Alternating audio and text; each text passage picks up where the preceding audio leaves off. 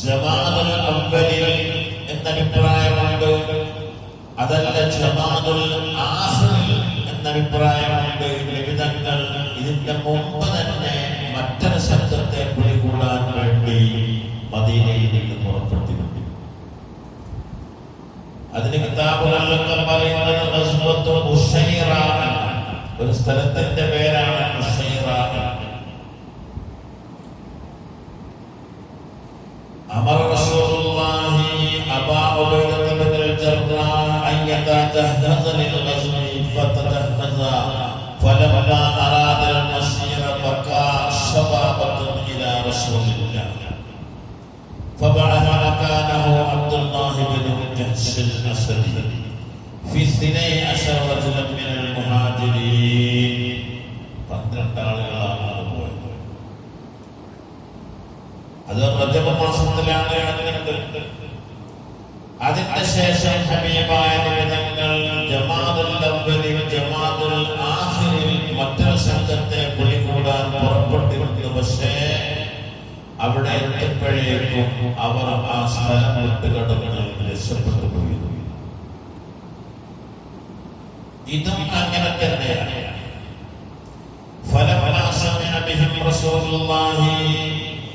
അബൂ സുഫിയാൻ സംഘവും ശാമിൽ നിന്ന് വരുന്നുണ്ട് എന്ന വിവരം നബിതങ്ങൾ അറിഞ്ഞപ്പോൾ جذب المسلمين إليهم وقال هذه عير قريش فيها أموال. ഖുറൈശി സംഘം കച്ചവട സംഘമാണ് വരുന്നത്, ഒരുപാട് സമ്പത്ത് അവരുടെ കയ്യിലുണ്ട്. فخرجوا إليها لعل الله أن يكفلكموها.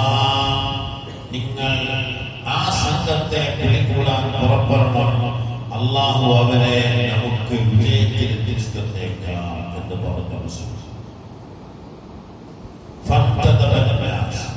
കേട്ടവരൊക്കെ പുറപ്പെടണം.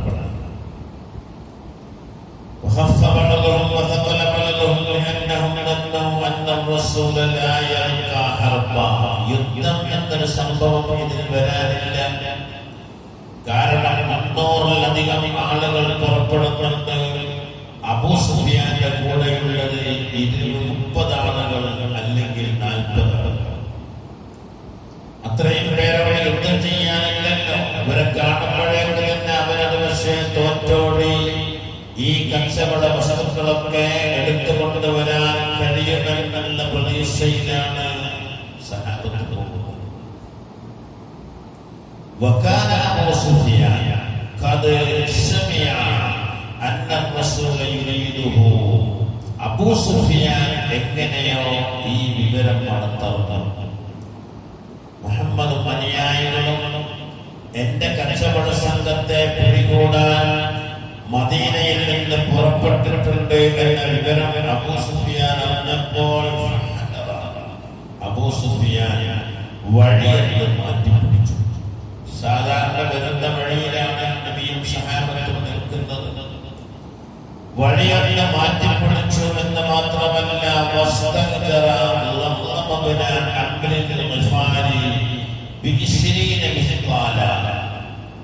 20 മിസ്കാൽ കൂലി കൊടുത്തിട്ട് എന്ന് പറഞ്ഞ ഒരാളെ അബൂ സുഫിയാൻ കൂലിക്കെടുത്തിട്ട് വിലക്കുവാണ്. എന്നിട്ട് ദംളമിനെ മക്കയിലേക്ക് അയച്ചു.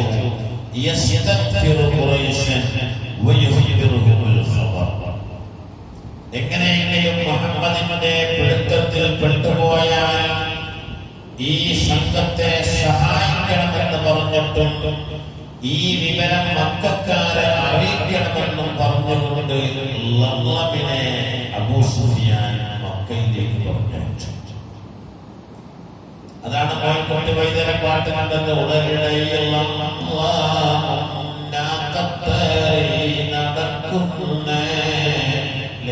നടക്കുന്നേ. അല്ലാണ്ട് ഞാൻ ഓർക്കെ വെക്കുന്നുണ്ട്. ഞാൻ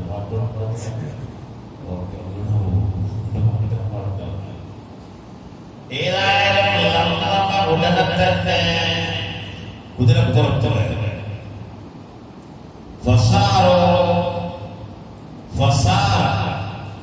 وألقى فيهم النفس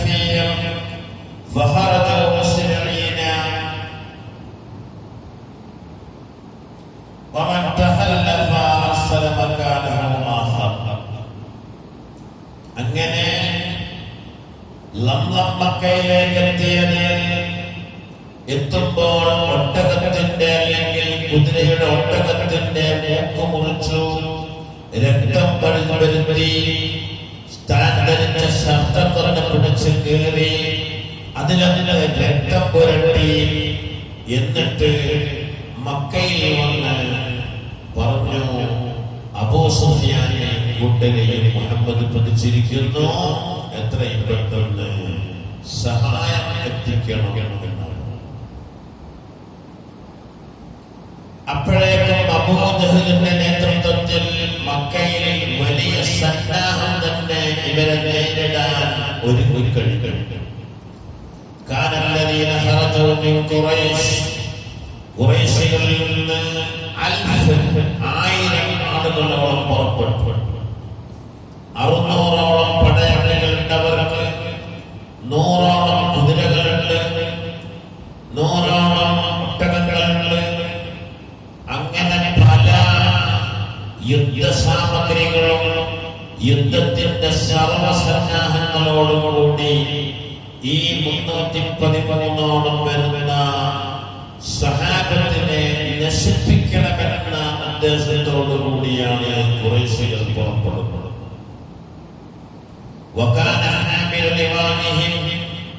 ഖുറൈശികളുടെ കൊടി പൊടിച്ചിരുന്നത് സാഇദ് ഇബ്നു യസീദ് എന്ന് പറഞ്ഞ ഒരു നേതാവായിരുന്നു.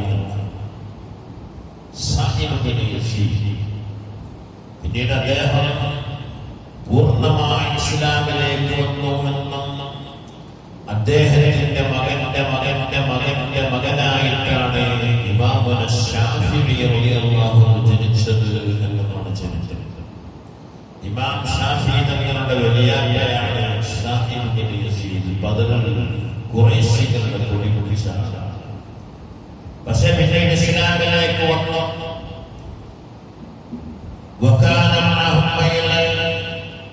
ഇവരുടെ 700ഓളം ഒട്ടകങ്ങൾ അവരോടുകൂടെ പാട്ടുപാടി അവരെ ഉത്സാഹിപ്പിക്കാനുള്ള പാട്ടുകാരികളായ പെണ്ണുങ്ങൾ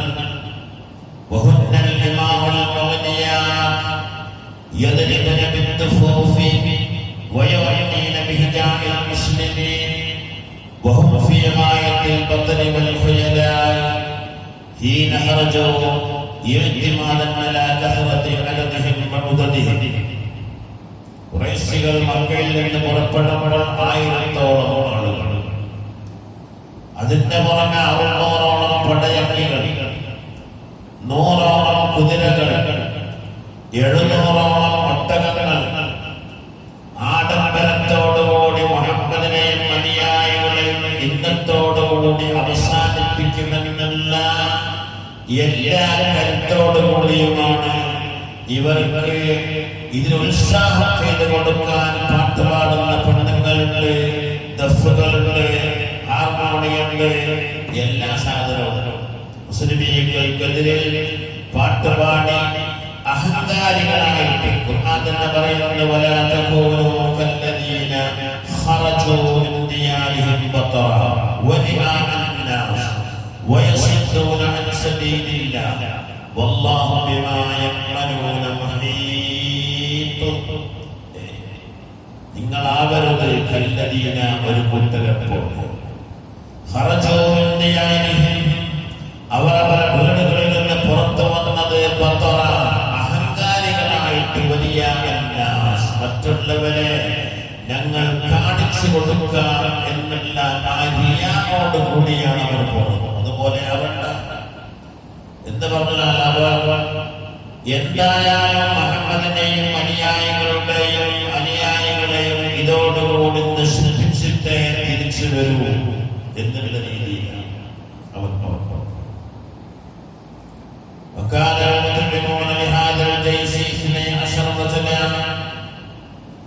ഇവരുടെ ഭക്ഷണത്തിന്റെ മാത്രമുള്ള അതിന്റെ ഭക്ഷണം കൊണ്ടു കൊടുക്കുന്ന ആളുകൾ 12 ആളുകളായി. പണ്ടൊക്കെ നമ്മുടെ നാട്ടില് ഒരു കല്യാണം ഉണ്ടെങ്കിൽ കുടുംബക്കാരും നാട്ടുകാരും സുഹൃത്തുക്കളൊക്കെ സംഭവം തുറന്നല്ല. ഒരാളെ പോലും 12 മണിക്ക് വിളിക്കണമെന്നില്ലായിരുന്നു, ഒരാളെ പോലും സപ്ലൈന്റെ മണിക്ക് വിളിക്കണമെന്നില്ലായിരുന്നു. എല്ലാ നാട്ടുകാരും കുടുംബക്കാരും സുഹൃത്തുക്കളൊക്കെ വന്നിട്ട് കൊണ്ട് കഴിച്ചു. ഇപ്പൊ 12 കരാറാണ്, ലേറ്റിന് കരാറ്. ഗേറ്റിൽ നിൽക്കാനുള്ള പാറാവുകാരെ തന്നെ വണ്ടിയോടെ നിർത്തണമെന്ന് പറയാനുള്ള ട്രാഫിക്കിന്റെ ആളുകളെ കൂലിക്ക് വിളിക്കും. ഭക്ഷണം കൊണ്ട കൊടുക്കാനുള്ള ആണുങ്ങളോ പെണ്ണുങ്ങളോ ആയിട്ട് യൂണിഫോം ഇട്ട് വരുന്ന ആളുകളെ കൂലിക്ക് വിളിക്കും. എന്നാൽ തന്നെ വിളിക്കപ്പെട്ട ആളുകൾക്ക് എന്താ പണി? വരിക, കൈ വരിക, തിന്നാൻ ഏറ്റവും പറയാ പൈസ കൊണ്ട് അത് പണ്ടങ്ങനായിട്ട് നമ്മുടെ നാട്ടിലൊക്കെ അങ്ങനെ ഒരാളെ പോലും ഒരു ഇതിന് വേണ്ടി കൂലിക്ക് വിളിക്കുകയോ പൈസ കൊടുക്കുകയോ ചെയ്യിക്കുക. അതൊക്കെ അങ്ങനെ ആയിരുന്നു ബന്ധങ്ങൾ. ഇന്ന് മൊബൈൽ ഫോൺ വന്നപ്പോൾ ആ ബന്ധങ്ങളൊക്കെ അവസാനിച്ചു. ആളുകൾ ഇവര് കല്യാണം വിളിക്കുന്നത് പോലും മൊബൈൽ ഫോണിലാണ്. ഇനി വിളിച്ചിട്ട് വന്നില്ലെങ്കിലും വിളിച്ചില്ലെങ്കിലും ഇപ്പൊ പറയണ്ട, കുറെ ട്രൈ ചെയ്ത് നോക്കി കിട്ടിയില്ല പറയാനുണ്ടോ? വിളിക്കാത്തോളൂ. ഇങ്ങനൊക്കെയുള്ള കാലത്താണ് നമ്മൾ ജീവിക്കുന്നത്. ഇവരെ ഭക്ഷണത്തിന് സപ്ലൈ ചെയ്യുന്ന ആളുകൾ 12 ആളുകൾ ഉണ്ടായിരുന്നു. നമ്മൾ 1500 2000 ആളുകള് പിന്നെ കല്യാണം കഴിക്കുകയാണെങ്കിൽ ഒരു 10 ആളുകൾ സപ്ലൈമാരുണ്ടാവും. യൂണിഫോം അതാണ് 12 ആളുകൾ. وكان كل واحد منهم ينحر كل يوم 10 تسليم. ഒരു ദിവസം ഏതാണ്ട് 10 ഒട്ടകങ്ങളെ അവർക്കുമായിരുന്നു ഭക്ഷണത്തിന് വേണ്ടി. 10 ഒട്ടകങ്ങളെ. وهؤلاء 12 هم أبو جهل عتبة شيبة حكيم بن حزام عباس بن عبد المطلب أبو البختري زمرة أبي بن خلف أمية بن خلف نضر بن الحارث نبيه منبه بن الحجاج. ഈ കൂട്ടത്തിലാണ് إن الذين كفروا ينفقون أموالهم ليصدوا عن سبيل الله فسينفقونها ثم تكون عليهم حسرة ثم يغلبون എന്നതാണ്. സത്യനിഷേധികളായ ആളുകൾ അവരുടെ സമ്പത്തിനെ ചിലവഴിക്കുന്നത് ലിയസ്ദൂ അൻ സബീലില്ലാഹി, അല്ലാഹുവിന്റെ മാർഗത്തിനെ തൊട്ട് മറ്റുള്ളവരെ തടയാൻ വേണ്ടിയാണ്. ഇപ്പോഴൊക്കെ തന്നെ ചില ആളുകളൊക്കെ ലക്ഷങ്ങളും കോടികളും വെച്ച് നീട്ടി വിതറുന്നത് പള്ളിയിലേക്ക് വരുന്നവരെ തടയാൻ വേണ്ടിയാണ്.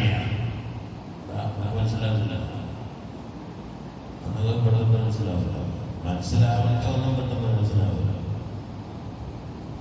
ഇവിടെ ലക്ഷങ്ങളൊക്കെ മുടക്കിയിട്ട് ക്രിക്കറ്റ് നടത്തുമ്പോഴേ, ഫുട്ബോൾ കളിക്കുമ്പോഴേ പള്ളിയിലേക്ക് വരുന്നവർക്ക്, സിയാറത്തിന് വരുന്നവർക്ക് സ്ഥലമില്ല. അതിനെ തടയുന്നവരാണ്. അതിനുള്ള മാർഗങ്ങൾ നേരെയാക്കുന്നില്ല. അള്ളാഹുവിന്റെ വീടിനെ തൊട്ട് മറ്റുള്ളവരെ തടയാൻ വേണ്ടി ലക്ഷങ്ങൾ ചെലവഴിക്കുന്നവർ ആരാണ്? ഇത് അങ്ങനെ തന്നെ അവർ 10 ഒട്ടകങ്ങളെ അറുക്കാമെന്ന ഒരൊട്ടകത്തിലേക്ക് ബലത്തിനാ പോയാൽക്കറിയാം. ഒരു ദിവസം അറുക്കുന്ന ഒട്ടകങ്ങളുടെ എണ്ണമാണത്.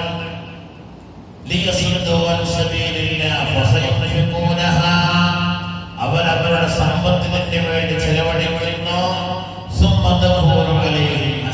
പിന്നീട് അവർക്കത് ഖേദമായി മാറുമെന്ന് പരിശുദ്ധ ഖുർആൻ പറയുന്നു. അങ്ങനെ 12 ഒട്ടകങ്ങളൊക്കെ ഒരു ദിവസം ഓർക്കും.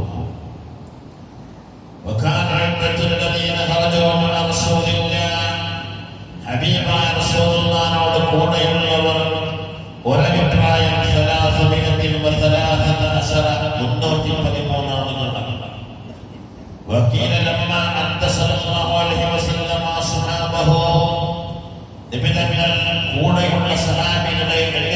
നോക്കിയപ്പോൾ 313 ആളുകളാണ് ഈ കൂട്ടത്തിലുള്ളത് എന്ന് റസൂലുള്ളാഹിക്ക് എണ്ണം കിട്ടിയപ്പോൾ റസൂലുള്ളാഹിക്ക് വല്ലാത്ത സന്തോഷം. കാരണം الذين جاوزوا معه النهر താലൂത്തിനോടൊപ്പം ജാലൂത്തിനോട് യുദ്ധം ചെയ്യാൻ പോയ ചരിത്രം ഖുർആൻ പറയുന്നു. ജാലൂത്ത് എന്ന് പറഞ്ഞ ലോകമറിയപ്പെട്ട ഭരണാധികാരി, പക്ക മുശ്രിക്കായ, അല്ലാഹുവിനെ വെല്ലുവിളി നടത്തുന്ന ധീരരും ധിക്കാരികളുമായ ഒരു സമൂഹത്തോട് യുദ്ധം ചെയ്യാനാണ് താലൂത്തിനെ അല്ലാഹു ചുമതലപ്പെടുത്തുന്നത്. താലൂത്തിന്റെ പട്ടണത്തിലുള്ള ഒരാളാണ് ദാവൂദ്. ഒരുപാട് ചരിത്രങ്ങൾ പഠിക്കാനുള്ള ഖുർആനായതാണ്. താലൂത്തിന്റെ പട്ടണത്തിലുള്ളതാണ് ദാവൂദ്. ഞങ്ങൾക്ക് ഈ ജാലൂത്തിനെ നേരിടാൻ രാജാവിനെ അയച്ചു തരണമെന്ന് പറഞ്ഞപ്പോഴേ നിങ്ങൾക്ക് ഞാനിതാ താലൂത്തിനെ മരിക്കൽ രാജാവായി അയച്ചിരിക്കുന്നു എന്ന് അല്ലാഹുവിന്റെ ഓർഡറുണ്ട്. അപ്പം താലൂത്തിനെ അയച്ചപ്പോൾ നാട്ടിലുണ്ടായി. അതെങ്ങനെ താലൂത്തിനെ അയക്കുക? ഓരോ കുടുംബത്തിൽപ്പെട്ടാണല്ല, അങ്ങനല്ല എന്നൊക്കെ പറയാം. അപ്പോഴാണ് അവിടെ പറഞ്ഞത് ഇൽമിലും നല്ല വസ്ത്രത്തിനുണ്ട്, ജിസ്മിലും വലിയ വസ്ത്രത്തിനുണ്ട്. ഇവിടെ അടുത്തൊരു പള്ളിയിൽ നിന്ന് കമ്മിറ്റിക്കാർ എന്നോട് പറഞ്ഞ നല്ലൊരു സത്യത്തിന് വേണം. ഞാൻ ചോദിച്ചു, നല്ലത് എന്നെ കൊണ്ട് ഉദ്ദേശിക്കുന്ന എന്താണെന്ന് ചോദിച്ചു. അപ്പോൾ പറഞ്ഞു, കാണാൻ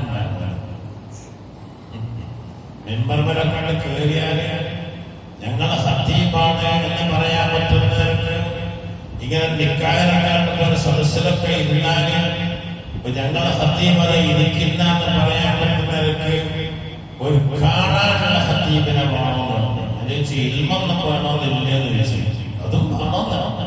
അപ്പൊ ഒന്നാം സ്ഥാനം വസ്ത്രം. അപ്പൊ ഞാൻ ചോദിച്ചു, അല്ല ഒരു നാലാളിന് ഒരാളെ ചെറിയ വലിയാളാണ്, പിന്നെ മൂന്നാമത്തെ നാടന്മാരാണ്. അപ്പൊ ഞാൻ അവരോട് ചോദിച്ചു, ഈ കാണാനുണ്ടാവണം എന്ന് പേര് കിട്ടാനായിട്ട് പറഞ്ഞു. അപ്പോൾ ആ വലിയരോട്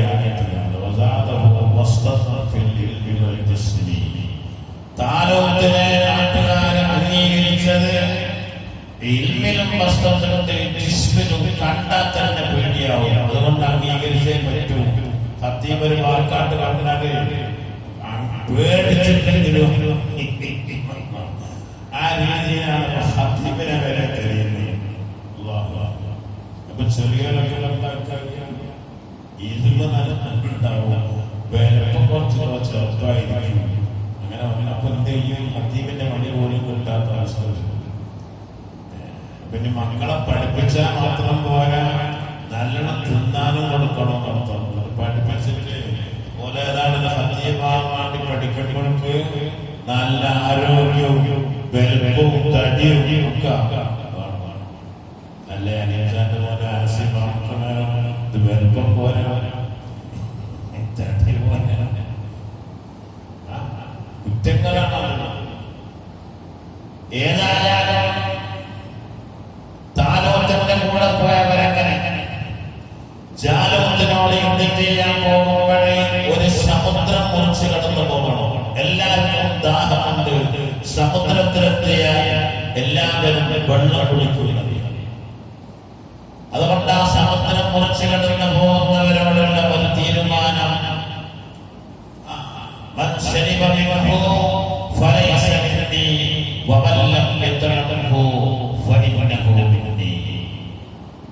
നിരവധി ആയിരക്കണക്കിന് ആളുകൾ പോകുന്നുണ്ട് യുദ്ധം ചെയ്യാൻ. പലരും ചോദിക്കും, എന്തിനാ പോണ നമ്മള് ജയിക്കൂല, അത്രയും ധീരരാണവർ, അത്രയും ശക്തരാണവർ എന്നൊക്കെ പറയുന്നുണ്ട്. അപ്പോഴാണ് ഈ വെള്ളത്തിന്റെ അരികെ കടന്നു പോകുന്നത്. അപ്പൊ താലൂത്ത് പറഞ്ഞത് ومن لم يطعمه فإنه مني إلا من اغترف غرفة بيده فشربوا منه إلا قليلا. ഖുർആൻ ആയത്താണ്. ഇതെന്തോ കടല്ല. താലൂത്ത് പറഞ്ഞു, ഈ സമുദ്രത്തിൽ നിന്ന് ആരും വെള്ളം കുടിക്കരുത്, ആരും വെള്ളം കുടിക്കരുത്. ഫമൻ ശരിബ മിൻഹു, അതിൽ നിന്ന് വെള്ളം കുടിച്ചാൽ ഫലൈസ മിന്നീ, അവൻ എന്റെ കൂട്ടത്തിൽ പെട്ടവനല്ല, എന്റെ കൂടെ പോരാൻ പറ്റില്ല. വമൻ ലം യത്അംഹു, അതിൽ നിന്ന് വെള്ളം കുടിക്കാത്തവരാരോ ഫഇന്നഹു മിന്നീ, അവരാണ് എന്റെ കൂടത്തെ യുദ്ധത്തിന്റെ പോലെയുള്ളവർ. ഇല്ലാ മൻ യഖ്തറഫ ഗർഫതൻ ബിയദിഹി, തീരെ കുടിക്കരുതെന്ന് ഞാൻ പറയുന്നില്ല, ഒരു കൈയിലെടുത്തിട്ട് കുടിച്ചു, അതിനപ്പുറം കുടിച്ചാൽ നിങ്ങൾ പുറത്തു. ഖുർആൻ പറയാണ്, അവിടുത്തെ ദാഹല്ലേ ഫശ്രിബൂ മിൻഹു, എല്ലാവരും കുടിച്ചു, ഇല്ലാ ഖലീല, കുറഞ്ഞ ആളുകളൊഴികെ. ഈ കുറഞ്ഞ ആളുകൾ എത്ര ആളുടെ എണ്ണി നോക്കിയപ്പോൾ 313. ഈ 313 ആളുകളാണ് ജാലൂത്തിനോട് യുദ്ധം ചെയ്യാൻ പോയത്. അങ്ങനെ ഖുർആനിൽ തന്നെ കാണാം, ഫഖതല ദാവൂദു ജാലൂത വആതാഹു അല്ലാഹുൽ മുൽക വൽ ഹിക്മ. ഈ യുദ്ധത്തിൽ ജാലൂത്തിനെ കൊന്നത് താലൂത്തിന്റെ പട്ടാളത്തിലുണ്ടായിരുന്ന ദാവൂദ് എന്ന ചെറുപ്പക്കാരൻ. ഈ താലൂത്തിനെ കൊന്നതിന്റെ മേലിൽ അല്ലാഹു 2 സ്ഥാനങ്ങൾ കൊടുത്തു ദാവൂദിന്. ഫഖതല ദാവൂദു ജാലൂത വആതാഹു അല്ലാഹുൽ മുൽക വൽ ഹിക്മ. ഭരണാധികാരം കൊടുത്തു, നബുവത്ത് കൊടുത്തു. അങ്ങനെയാണ് ദാവൂദ് നബിയായി. ദാവൂദ് നബി അലൈഹിസ്സലാം.